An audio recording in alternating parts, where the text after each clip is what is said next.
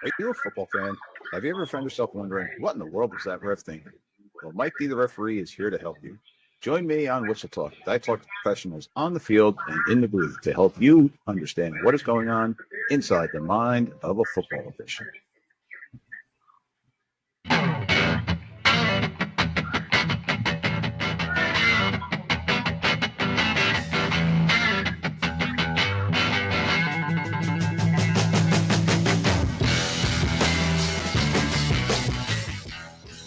All right, ladies and gentlemen, welcome back to another episode of Whistle Talk. Mike B, the referee, joining you again here from lovely New Jersey.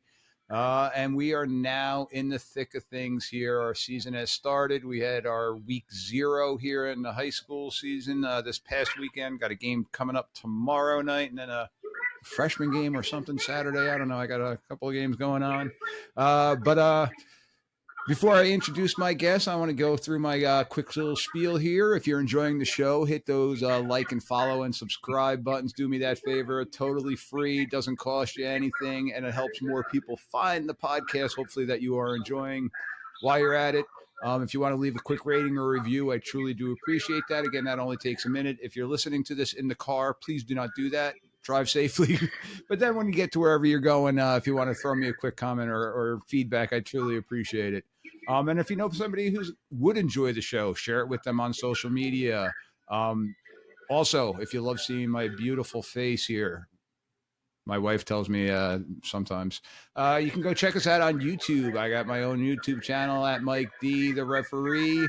Okay, so you can go to youtube.com at Mike D, the referee. Hit subscribe there too. Once again, the more we get it out there, the more the voices are out there. So, with all that fun stuff said, I got a friend of the show joining us tonight for a second running here. It's a guy who's kind of been a little bit of everywhere with it. Mike VanderVelde joining us from the Big 12 Conference through the state of Michigan and now down in Louisiana, if I'm correct. That's correct. Well, Mike, once again, thank you for taking the time out of your very busy schedule for jumping on my show here. I truly do appreciate it. Yeah, man, absolutely. Thanks for the opportunity again. So for those people that are watching the show and not just listening, Mike may look familiar because you may have just recently seen him this past weekend at a little college game. I don't know. You were in Atlanta, I think, Mike? Yeah, we opened up. We had South Carolina and Virginia Tech on Sunday night. That was a pretty nice game to finish the Labor Day weekend off. Mike also is somebody who has done not one but 2 Rose Bowl games, so a pretty big game. And then last year, you got to do 2 college football playoff games, with the quarterfinal and the semifinal games of the NCAA Championship Bowl Series. That's correct. Yep. Yeah. So, Mike, I bend the knee. I once again appreciate you taking the time out. The credentials are impeccable, and truly do appreciate you taking the time to jump on here. Absolutely, Mike. Appreciate the opportunity, and I can't believe the season's rocking and rolling already, man. It's week 2 here for the college season after 3 great weeks, and I know high school officiating is rocking and rolling here in Louisiana as we open up week 1, and our local high schools are ready to rock. So exciting times, and the NFL season is rolling right now. So football is here, and we're going to be rocking it all the way until February now. So let's get rolling. It is the season. I had my first pumpkin coffee the other day. So there you go. It's that little reminder that we're back in the season. The reason now, Mike, that I reached back out to you again is now that the season is around, and I wish I would have reached out a little bit earlier. But I want to kind of touch on. I know a lot of the listeners out there are big NCAA fans. Either they're officiating at other levels, even at the D1 level, or they're just officiating at the high school level. And we always do talk about some of the differences between the college game and the high school game. And I know that you're still involved in Louisiana with helping out the high school officials, so you're well versed in the high school rules as well. But I just finished off a series a couple weeks ago where Daniel Chamberlain and I went through the whole NFHS rule book, and then we talked about some of the changes and some of the points of emphasis of different things like that. So I wanted to bring you on to see if we can kind of touch base on some of the big rule changes for this upcoming season, and like you said, the full season the full swing season that we're in already now, with the college game. So what are some of the big rules changes that Mr. Shaw has put out to you guys, Steve Shaw of the NCAA? Yeah, there's been a few, points of emphasis and editorial changes and things this year into the college game, and not too many major changes, just some primary things. We talked a little bit about the feigning injury and the impact of that on the game and how we're going to handle that on the field. Made a little bit of a difference in terminology in the replay booth. As referees, you're going to hear us say, upheld versus the term stands and confirm. We can talk a little bit more about that too. One clarification that, was really good, I think, was the unsportsmanlike conduct foul. That's in there, but now we're penalizing that from the previous spot if it's in the backfield. So that's always a nice addition there. So, that used to be an enforcement spot that really was, from the spot of the foul. And so now we're able to move that up to, back to the previous spot. So it's consistent with other spots there. So from our enforcement standpoint. So yeah, all pretty good things. Just kind of clarifying a few things here and there, which allowed us to kind of get things going for the major, season here coming up. So let's dive into the feigning of the injuries one, because I know that's a big one, and I do have a couple of video clips here from the training that Steve Shaw put out to the NCAA about it. But something that we talk about with the high school level, and I'm sure it comes to you guys too, is I'm Mike D, the referee, quote unquote. I'm Mike D, the gym teacher. I'm not Dr. Michael D'Ambrosio by any means. So when it comes to an injury at the high school level, we're doing everything beyond caution because we don't want it to fall back on us. But then at the collegiate level, we were seeing it more and more in the big games and the 2-minute situations where all of a sudden a player would look to the sideline and then it looked like they got sniper shot from the upper tier when it was just to stop the clock or to slow the pace of the game down. So how were you guys instructed to kind of handle that and go about dealing with that situation? Yeah, I think, a lot of different thoughts that came out of there. I mean, primarily we want to continue to do what we do pre-snap routine, right? And, play is over. We want to scan the area. We want to officiate what happened, and if we can notice that there's a potential injury there, that we're aware of it, right? And if we, go to spot the ball and we know it, we can kill the play and then allow for that player to exit the field without any penalty or timeout being charged to the defense or offense, whoever had that foul. And so that's really the charge going forward. Ideally, we just want to prevent as many of those potential feigning injuries that teams are trying to take advantage of an up-tempo team or whatever circumstance that they find themselves in a disadvantaged situation. So. Yeah, and again, here with the high school level, we are the trickle-down effect of the NCAA. I mean, we've talked to nauseum about the uniform stuff that the NCAA has going on. But when it came to the feigning of the injuries, we started to see it in a couple of our games in the previous year or so, of all of a sudden this magical cramp appearing on somebody.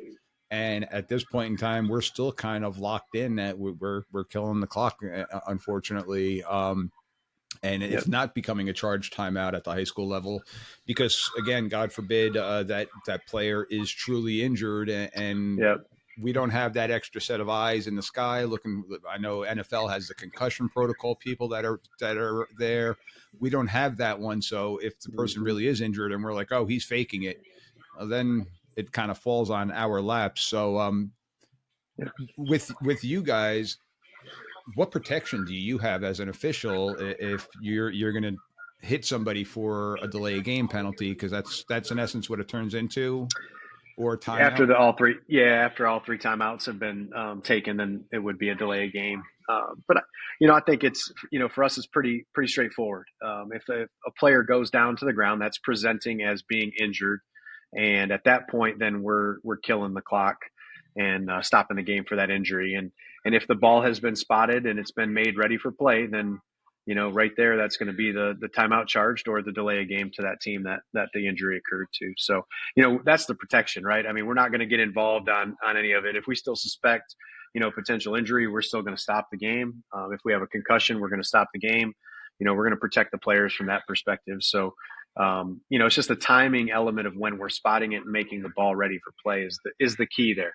Okay. And so, obviously coaches are doing a great job of training their players that if they're truly injured, they're probably going to stay down on the ground after the play and not fight it as much as they have in the past. And then that way before we've spotted the ball, we kill it and they go off for a play and then they make it back on, hopefully, because it's not a major injury for them. So, it's been pretty smooth the first 2 weeks. We've had a few injuries and a few plays like that, but I think it's been pretty good. And I think, coaches are, thinking ways that they can navigate that and try to prevent from potential timeouts, because that's the most valuable thing for any coach, right? In high school and college and even the professional game, those timeouts, man, are so valuable. And, I hate, being a referee in that moment when you have to charge a timeout that's really unnecessary. So, that's kind of where we're at from that perspective. Yeah, as somebody who's still coaching, again, youth football right now, but yeah, having to burn one of those timeouts when you don't want to. Heck, I shoot myself. I get mad at myself when I burn one on a special teams play or something like that. Yep. But sometimes Absolutely. You have to do it, but it kind of kick yourself, because when it comes late in the game, you want to have that in your hip pocket if you can. No doubt. It's almost worse than having a penalty. You know what I mean? Yeah. Potentially. So I'm going to pull up, I'm going to share my screen here. And this is from Steve Shaw. And it says the CFO NCAA preseason video 1. And I'm going to just kind of let this play through. Yep. So we got, the center judge right there, umpire has already spotted the ball. Okay. And so they've made that ball ready for play. And now our focus is going to be, I think, on the bottom. Yeah, you got that player rolling right there in the middle. The defensive player drops after that ball was spotted. Let me just rewind a little bit. I know. Can you hear the commentary that Steve has through on your end? I cannot. No. Okay. So, yep, right here in the middle here, the defensive guy, again, that sniper action. Being circled, looking to the sideline first, and then he just collapses. Yeah. So that's just one of many that we've seen, and again, it continues. Got one more here. I'll let play through. This looks like North Carolina, Georgia Tech, possibly, or North Carolina, definitely big NC in the middle of the field. Yep.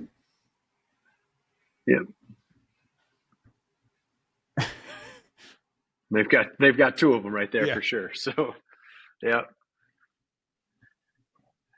And you could see, obviously in these situations, you've got, the ball's made ready for play, and, they did not have the opportunity to truly match up and meet that package. So they know they're at that disadvantage. And so, if they do go to the ground like that, that's the win for the defense, because we stop the clock and then we get the right people out there on the field for them to match up. And so, this year there's a little penalty to that. You get to burn that timeout, and if you don't have it, then it's a 5-yard foul. So now, what is the clock status on that delay game foul on the defense particularly? It depends on, it's the same clock status as we would normally have. So if the clock is running and we've got a defensive injury, we're going to come back and wind it up and go. Now, if it's under 2, and we've got some of the different scoring factors that come into it, and, a team that's ahead or a team that's behind will have the option of having it on the ready or the snap. So we wouldn't use the clock as a disadvantage there either. And we would keep that in mind too with the 3-4-3 rule, where referees have an opportunity to start it on the snap. So we don't want coaches to take advantage of that late in the second or even the fourth quarter. So that's something that would be in the back of my mind from a situational awareness perspective. Yep.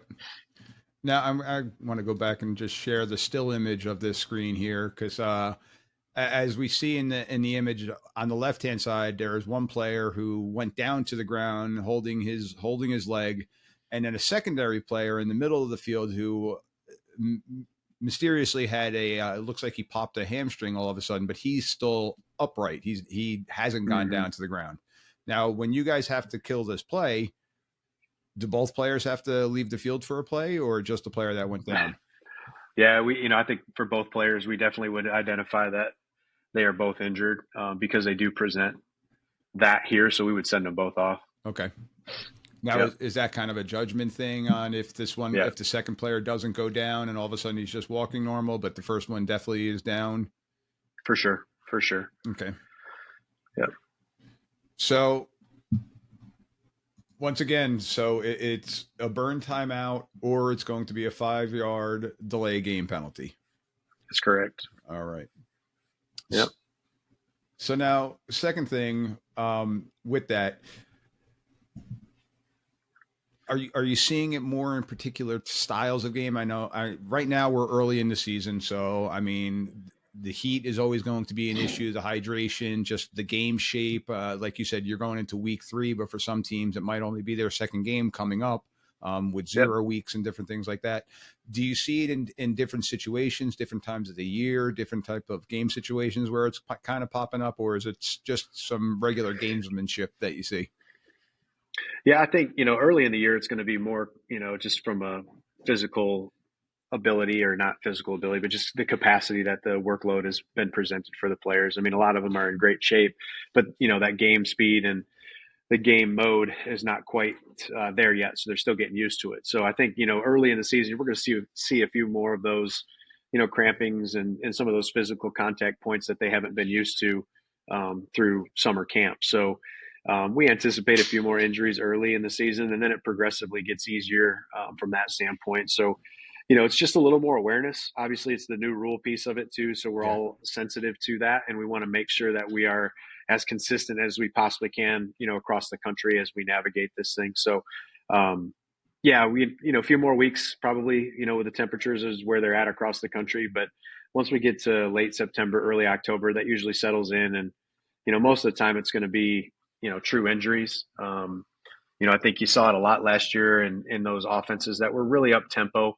and trying to catch those defenses off guard. So, that's probably not going to happen as often, but we did see that a little bit this first week of the season. I think there was a pretty good example of one. Tennessee and Syracuse had one where, the umpire was holding the ball, or center judge was holding the ball before, and the player on the outside fell down with an apparent injury, and they had not spotted the ball, and therefore there was not a charged timeout. So, it's just that piece of it that, we've got to navigate on the field and, work through that as the year goes on.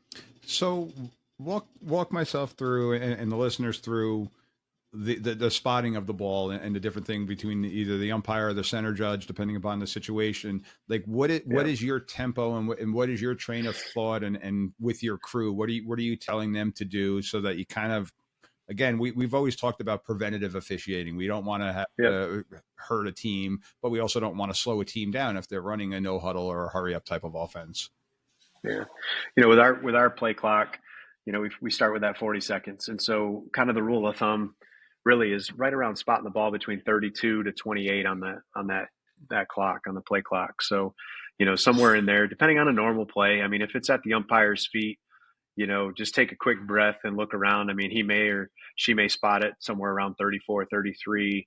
But ideally it's around that point, give them about 8 to 10 seconds, after the play has been over to, snap it from there. So that's kind of the pace. I like that because I think that's pretty consistent, and you can be consistent across the country, and then the offense can do what they need to do from there. So if we're spotting it at 30, 38, 36, you're going to have close to 200 snaps a game, and that pace is just not sustainable.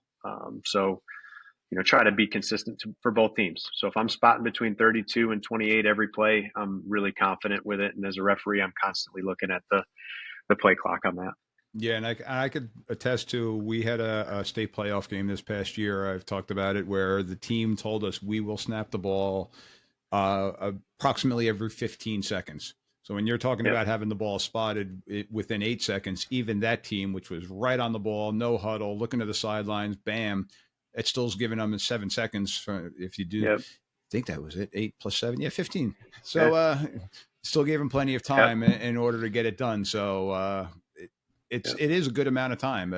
It's still rapid, and you guys are hustling, but you're not rushing. Yep. Yep. So I think the next thing I want to talk about then is, and I know this was a point of emphasis last year. I'm looking over at my notes to the side. Is the defensive stemming and the moving and things Mm-hmm. like that. I think this year the NCAA has kind of put in a couple of key words and stuff like that for teams to not use or to use in order to move and different things like that. So first, Yep. if we could backtrack, can you explain what I'm saying with the stemming rule that was put into place last year? Yeah, so I mean, this has been there. It's just more about the how the defense changes their front and what they're trying to do pre-snap prior to the snap of the offense. And so they may change from an even front to an odd front. And the key really is just that they cover some ground, right? We want to make sure that we see a smooth movement where they cover some space. They move from that even front to an odd front. They're doing things to catch the offense off guard a little bit so that they can change up their blocking schemes and that type of thing. And so over the last couple of years, that's been one of those things where the defense has tried to take advantage of that by how fast they move, how abrupt they move, really trying to get the offense to maybe false start if they do it, effectively enough. And so that was kind of one of those areas that we wanted to target and look at and adjust. And so this year we brought in a couple terms that, between the offense and the defense, who was using what.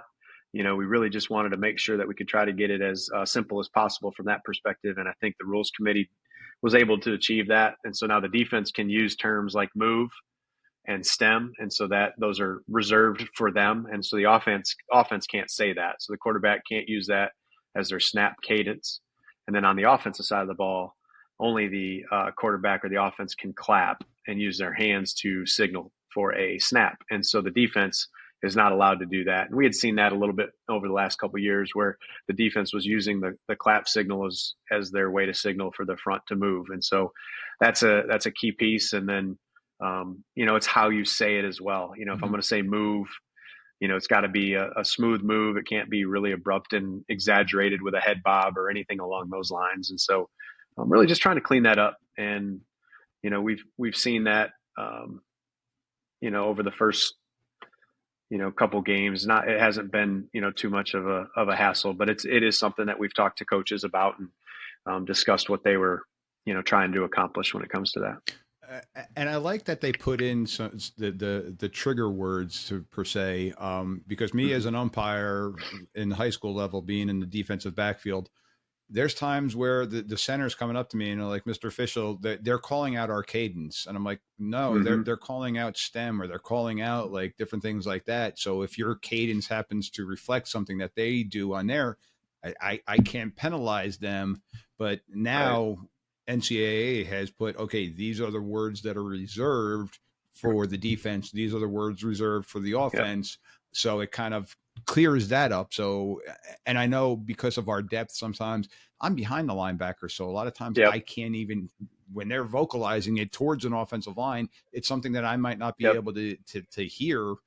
So I'm also, yep, going to deflect to my short wings. Are you seeing that guy doing anything to try to simulate a snap on the defensive side?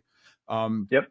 But I want to dive a little bit more into the clapping, because I know talked about the Rose Bowl, the playoff games. You got some loud stadiums that are going on there. Yep. Yep. A lot of the times when you see a defense clap, it's not necessarily simulating the snap type of play. It's them trying to, right, get the attention of somebody that might be on a wing outside. It's a linebacker calling out to an outside linebacker or even a cornerback, trying to get their attention. Like, hey, yo, look at me. Yep. Now, is that something that is still going to fall under that?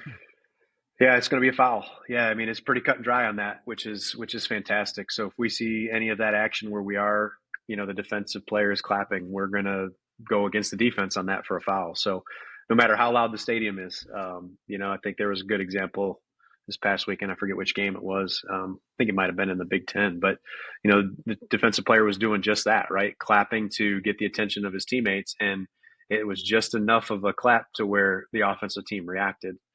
There was zero intent. It was just him trying to communicate with his teammate, and you've got to go with the delay game of the defense on that one. So now, if the offense doesn't react, do you have yep. anything? Or are you still throwing that one to with a clap? Yes. Okay. Yep. We're not gonna work through that. If we have a stem call or a move call where it's questionable to the abruptness of it, and there was zero reaction by the offense, some crews and some people around the country will probably use that as a warning, depending on how abrupt the action was. But we also got the charge too from Steve Shaw on that too, that if there's an abrupt movement that's non-football act, a lot of hand movement or head bobbing and things of that nature, we can automatically call it that way. So I think the more aggressive we handle it from the officiating standpoint, we'll probably get it under control earlier in the season. Yeah. So kind of set that tone early and let everybody learn from it. So now on the offensive side, you still got the claps, you still got the different shifts and stuff like that. Is it still going to be the same thing for them? If the offense moves abruptly on a shift, it kind of simulates a snap. You're going to hit them now for a false start. Yep, absolutely. You see those tight ends shift from one side to the other. If it's an abrupt, quick movement that simulates the snap, we will go false start, especially if the defense reacts to it too. So that's something that pre-snap, is in the mind of our line of scrimmage, my umpire, center judge, and referees too, that are paying attention to that as well. Mm-hmm. So. Yep. And it's ironically, I'm bringing this up because we just had a game this past weekend where an offense shifted both guards and tackles on a cadence. Mm-hmm. They would shift them and flop sides because they had a strong guard, strong tackle. So they wanted to flip their strength of their formation. And our short wings hit them twice on false start penalties because the defense jumped. Yeah. When the defense didn't jump, they didn't hit them, which we discussed after the game. But when the defense did jump off sides, because in high school, once you break the neutral zone, it stops the play. But we hit them on a false start, and the coach was like, "No, we told you guys this before the game."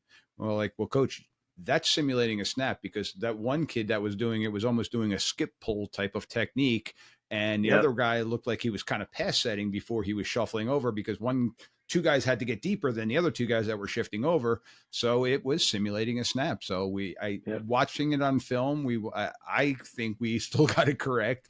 It was something that was brought up in our meetings for our association, and we discussed at length too, but it was something that we're still seeing and people shifting and trying to it wasn't intended to try to get the defense to jump off sides. It was intended to gain a formational advantage. But the way that they were doing it, it wasn't a smooth transition. It was abrupt, so it had to be called. Absolutely, I love that. Coach puts you in a box on that for sure. But at the end of the day, I mean, if it falls into that category, we've got to get that under control. And hey, coach, you can do it, but just make sure that in tonight's game, I need it to look like this, and that's kind of how we're going to officiate it. So. Gotta love it, man. Yeah, and that was our pregame conference with him, and he told us about it. And so we're like, okay, so we brought it up in our pregame conference with our crew before we walked out onto the field. And the first time that they ran it, short wing threw it and came in. He's like, nope, that's a false start. That was a snap right there. I'm like, all right, let's go with it. Like you saw, he had the better angle than I had too. But it wasn't what the coach was describing because I emphasized, hey, just make sure it's smooth, make sure it's not something sudden, because it's the same thing now as your quarterback with the hard counts and they're smacking their head forward and throwing their hands forward and stuff like that. Yep. Or the old Dallas Cowboy, hand down to the ground, shooting it down to the ground. Yep. So all those things, you weren't doing that the whole game, so it's going to be penalized at that point. Yep, for sure. All right, so we talked about the defense. The clapping and the stemming and stuff like that. What about the defenseless players? Has there been any modifications to what's going on with a defenseless player? I saw something about with a loose ball type of play. Yeah, I think just when there is a loose ball, that's putting them in a vulnerable position. So that was added to the defenseless category, I believe, this year. Nothing major on that. I mean, we're still protecting those players, just to make sure, that if there is contact to the head and neck area, that we do have good eyes on that from a targeting perspective, and just making sure that they're safe. And so the other part of that too was just kind of the roughing the passer. Okay. Quarterback can still have that ball in his hand, looking downfield, and he would be defenseless in category 2. So Interesting. That one I didn't realize. So how would that differentiate from then roughing the passer as opposed to a defenseless player, or would that be both? yeah, it would be both. So if that quarterback is in that passing posture and looking downfield to make that pass, and a defender comes in and makes high contact to that passer, he's putting himself in a really tough position for a potential roughing the passer with targeting there. Okay. Are you guys tacking on two penalties? Is that a 30-yarder? No, that would be 15 Okay. only. Yep. But it's now up for review and possible ejection from the game. Disqualification. Thank you. Yep. Okay. That's definitely interesting. Now, the one that I wanted to ask you about is, I mean, on a fumble, when the ball's loose and bouncing around on the ground, it's like the Wild West at times, where people are blocking in the back, shoving people out of the way, different things like that. Do you potentially have defenseless players on that, or are you kind of just focusing on the targeting aspect of it, of the head and neck area? On that one, I mean, they by definition, it's a player attempting to recover a loose ball, right? And so it's not going to allow that other player, the other team B player, to just seek out and target an opponent there. So if they are attempting to recover it and they're lowering that shoulder, or they're driving that helmet into the head and neck area, we just got to be able to see that, on the field, that player is in a vulnerable position. So it's an interesting one. I mean, there is a lot of, like you said, it's a wild west when it comes to recovering a loose ball. But I think it's a lot easier to pick up that person who's, kind of swimming upstream and seeking out an opponent. And so, in those dead ball areas, or even in those situations, our backside officials need to have a good attention on those potential players getting smoked. So, I mean, and the play in particular that I'm thinking of is like that muffed punt, and all of a sudden the ball is just out in front of the returner, and somebody is coming in full steam, and they're diving for the ball. They're attempting to get that loose ball, that fumble that's on the ground, while now the returner is also going to get that ball, and all of a sudden now you have a car crash in essence. Is that something that is reviewable, or is that something that you're going to? Yeah, they'll review that. They definitely will take a look at it. I mean, if it's two players going for a ball and there's a car crash, that's not the definition of a targeting there, right? Okay. So you've got to have an opponent that is seeking and driving. There's got to be that launch or some sort of indicator that's going to be presented that we need to see to confirm the elements of targeting. And so we would do the same thing on the field, looking for those, and then replay would come in and create that foul if they saw it, or have us uphold that when it comes to a review if we called it on the field. Okay, so that actually made me think of something. The replay can call the foul. Yep. Can they wave it off? They could tell us to pick it up. Yes. Okay. Yep. There is no foul for targeting that we called on the field. Yes. Good. I think earlier when that rule first came into play, you couldn't pick it back up, and the player wouldn't be disqualified, but they're still getting the penalty. Yeah, there was some elements of that a few years back for sure. Okay. How about talk about your sidelines? Talk about sportsmanship and different things like that with coaches' decorum and things like that. Is there anything that has been changed or kind of tweaked with that? Yeah, the only thing different that you'll see this year is that brandishing of a weapon, which came down through the NFL, I think last year, and is getting into the game more and more. And so, we're not allowed to do any of that kind of stuff from an unsportsmanlike conduct perspective. So anytime there's simulation of a gun or shooting of a gun, brandishing a weapon, anything like that, that's going to be an automatic unsportsmanlike conduct. Now, hopefully we're seeing that. Mm-hmm. The players are really, really good at celebrating after a long catch, or doing something that's, right in front of the camera, and we're still kind of cleaning up the play. So they have a tendency to find those blind spots for the officials.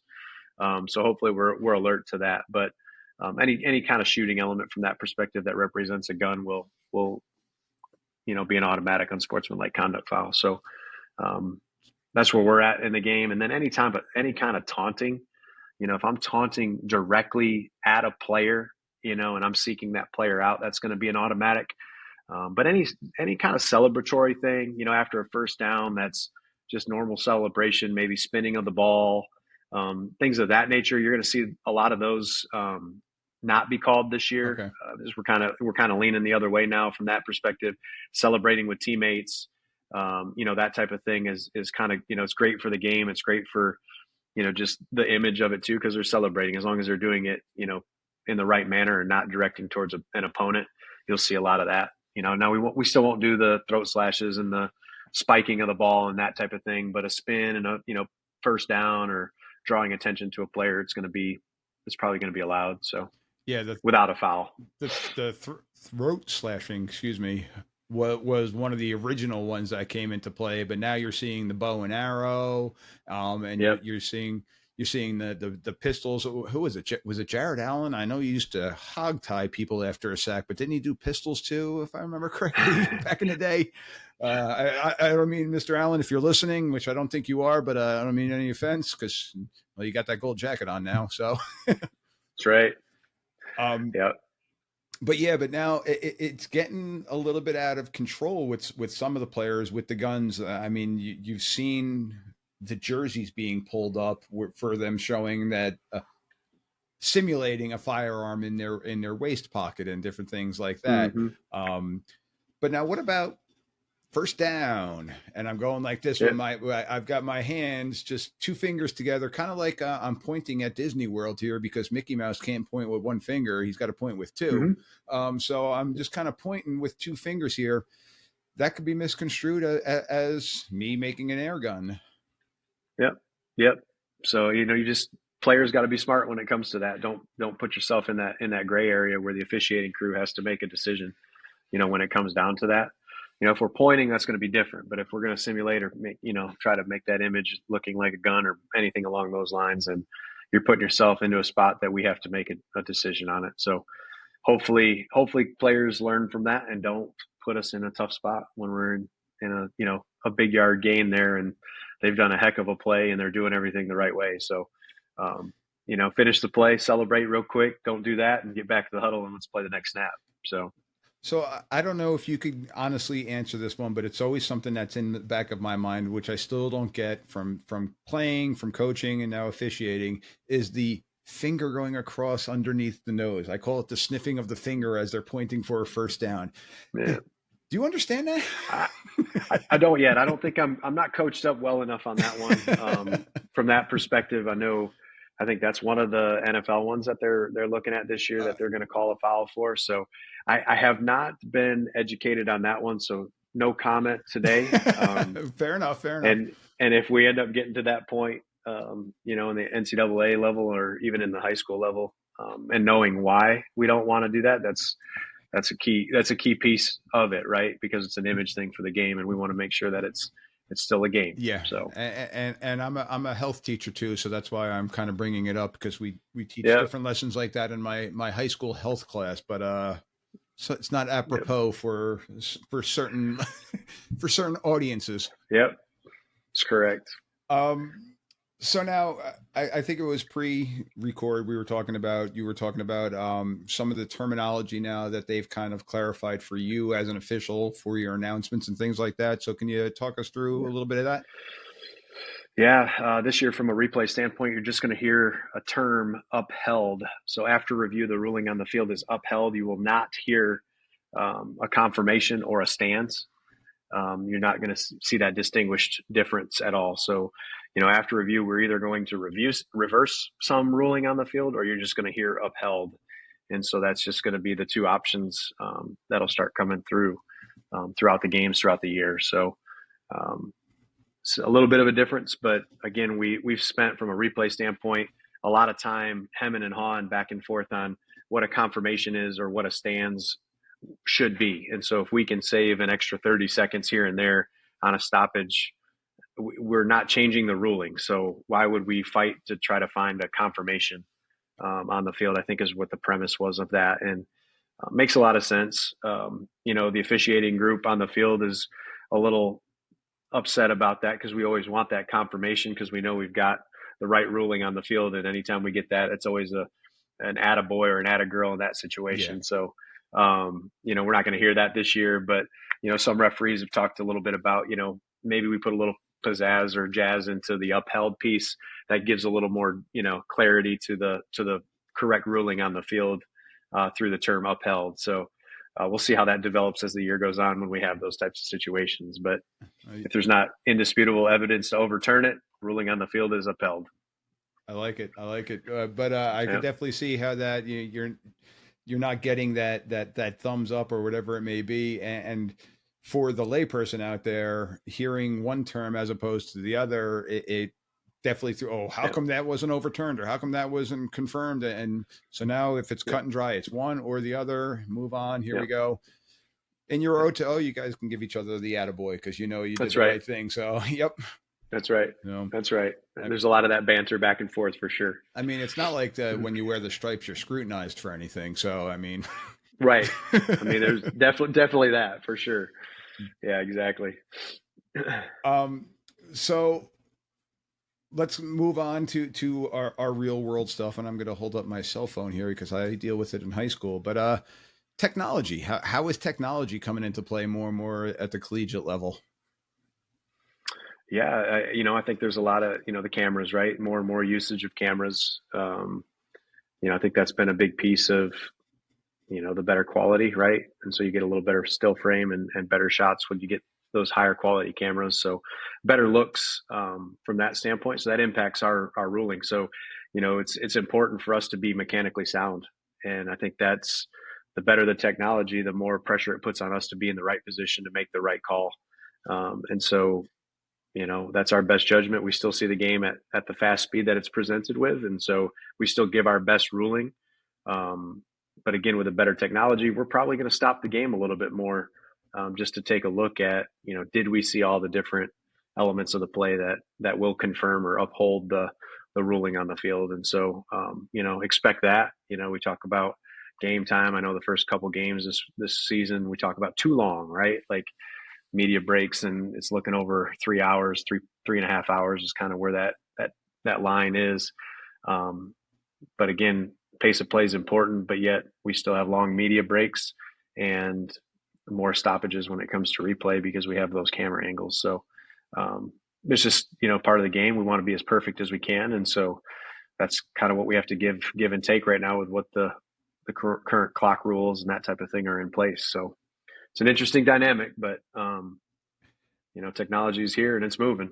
Yeah, and again, NFHS wise, we really don't have to worry about it much. But when you're talking NFL and you're talking big time college football, it's big business. So I don't know many TV stations that are too worried about you taking too much time and them getting an extra commercial break in there for their sponsors because that's more money in their pockets and for sure. And then back it trickles down to the colleges itself. So it's or the NFL, I should say too. I mean, I don't want to just single out the NCAA, but it helps their pockets, and it is big business that for 99% of the population, it's entertainment value, but we want it to be right. But you're seeing it too, more and more in high schools too, right? I mean, you've got a lot of drone cameras that are flying above and people are taking shots of that. And you've got I got a couple high schools around here in New Orleans that are working, 4 or 5 cameras in their games now. And so you're getting different camera angles that, pop up on huddle that you wouldn't have had, 4 or 5 years ago. And now they have them. That way coaches know a little bit more. They have a little more tape on their players. It benefits them because they can send those to the recruiters and that type of thing from that perspective. But it also brings on that much more of an emphasis on making sure we're getting the calls correct on the field too. And so I know signers and, different, trainers, position trainers and things of that nature in the high school are emphasizing that more and more. And, that video from the fan from their phone that's on the sideline Yep. that can show up on, X or, TikTok or whatever else that's out there that can actually give that ruling that you may or may not have gotten correct on the field. And, then all of a sudden it blows up all over the place and people are like, can you believe that they missed this call? Well, yeah, the way it happened and how fast the game is, yeah, I can see that, but there's not a replay element to fix that in high school. And so, still that human error is a big piece of it. So Yeah. technology's here, right? It's rolling and we just have to embrace it. And, hopefully high schools over time will, I know a lot of the state championships, you're seeing more replay opportunities and that type of thing too. Yeah. So, it's here to stay. So now with you guys with the replay system, and I've had a couple of guests on talking about replay, are you finding, is it pretty much status quo across the different stadiums that you're going to now? There has to be at least a minimum requirement, I would assume, but when you go to a Rose Bowl or to a semifinal or a championship game or something like that, there's got to be even more cameras around. Do they cap it at a certain point? Is there a minimum at a certain point? I don't know if they've reached that yet. I think some of the different things that the semifinal and the quarterfinal, we had, cameras that were on some of our officials, chests. They had a chest camera through their jersey and that type of thing. So you got a little bit more of a entertainment value from that perspective if they caught a shot that they wanted to use. You have your pylon cams, you have your line to gain cams in some of those games, which, that's a bigger package when it comes to that. There is some conferences standardize it, right? Different conferences have different standard packages for their games, depending on who their broadcast partner is for that game. So, minimum, you're probably looking at 8 cameras a game most of the time, and they're all pretty standardized. You got your 3 up over the top, so you got your 25, 50, 25.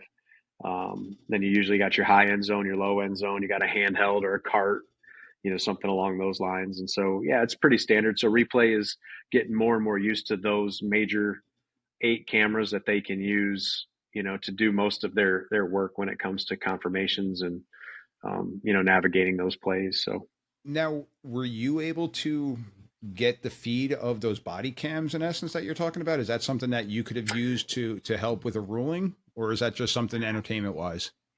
if they got the replay from the program feed, they could send that to the replay booth and use that as a replay. Wow.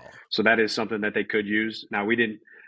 It's hard because they're moving, Yeah. and if they get a shot, they get a shot. But it is an interesting camera, that's for sure. So Yeah, it definitely is, and I know you also do some officiating in the professional level with the UFL, and I know that they've had some different camera angles, that the hat angle and different things like that. And I personally enjoy it, but I tried doing it. Let me see if I can find that. Here we go. I got a little spy pen here that I tucked into my pocket for a game, and then I went back and I watched it, and I almost got myself sick because I was bouncing around so much. Right. Even though I try to have those sniper eyes and stay still, that sniper is happening for a half second, and then all of a sudden I got to move or I'm about to get trucked. So it wasn't as great as get out of the way. Great as a clip as I was hoping for, but yeah, it's out there. But yeah, I didn't realize that you guys were possibly referring back to that type of information. Yeah, that's good stuff. So at this point, is there anything else that I'm missing that is new or something that our listeners should know for the 2025 season, or something that is in talks? I know at NFHS we have stuff that's going to be a rule in 2028 when it comes to different things. Is there stuff down the road that we can look forward to, or are you guys pretty good now? Yeah, I think I'm hoping we're good. I know there's always plays that happen throughout the season that present some of those challenges and that type of thing too. So, I think the game is in a great spot right now. I think the timing element and how fast games are being played, that's always something that we hear about in the off season that they may be revisiting or looking at. I don't know what that magic number is. I'm sure viewership from the last couple of weeks as the season got, started I'm sure it's up, and that percentage is there. So I don't think, like you said earlier, people care too much about a 3.5 hour ball game. So as long as we continue to do a great job with that, the game is in a great place, and we'll continue to modify and tweak when we can. But right now, I think we're in a good spot. So. Yeah, I'm kind of in agreement with you there. I know NFHS wise, I think our big rule change was just the forward fumble out of bounds. So it's not a Yep. it's not a drastic change. So I think we're just now more so with those points of emphasis and Mm-hmm. hey, let's just get better at what we're doing to make the game better and better for everybody else. That's right. That's right.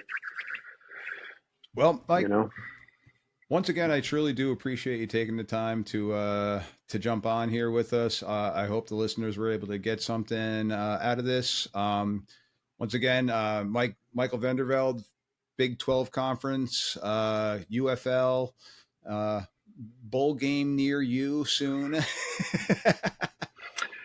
Nah, just another guy getting ready to work another game at some point, right? Absolutely. We all are, guy or gal, just getting ready to work another game. But Michael, you've been touched, so you've gotten some really good ones to experience. So I appreciate you taking the time again.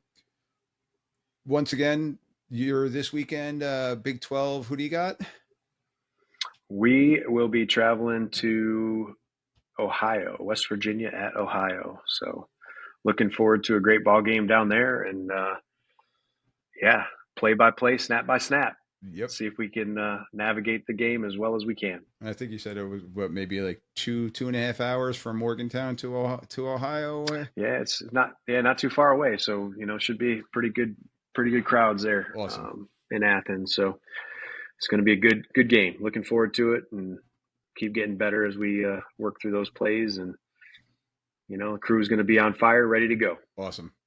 Well, once again, ladies and gentlemen, Mike, thank you very much. Truly do appreciate you. Appreciate everything that you're doing. Look forward to watching you in some upcoming games. And I didn't even realize you were working that game this past weekend. I was sitting there, I'm like, oh, that's Mike. There he is.